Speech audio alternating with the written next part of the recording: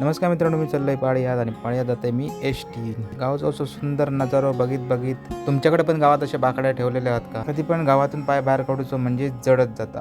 तुमच्या बाबतीत पण असं होत असत तर नक्की कमेंट करा. आमच्या स्टॉपवर न थांबता आम्ही गेलोय झरवांबर स्टॉपला. वाटेत गवलो वसंत बाबू जो सायकलवरसून मजा करीत येते होतो. मी मोबाईल बाहेर काढलाय जो कोण गावताना ब्लॉक करते काय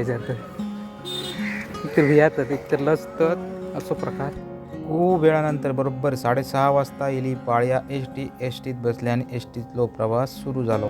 तुम्ही कधी कोकणातल्या लालपरीचो प्रवास केल्यात तर नक्की कमेंट करून सांगा. आता म्हटलं बेडशी बाजाराची वाट बघूया. बघता एसटी पोचली बेडशी खालच्या बाजारात पण दुकानं बऱ्यापैकी चालू होती. हा बेडशीचो वरचो बाजार. बेडशी आवाडे वांगणतळ कोणाळकट्टा कोनाळ तिराळी करीत पोचली बेडशी पाळ्यामध्ये.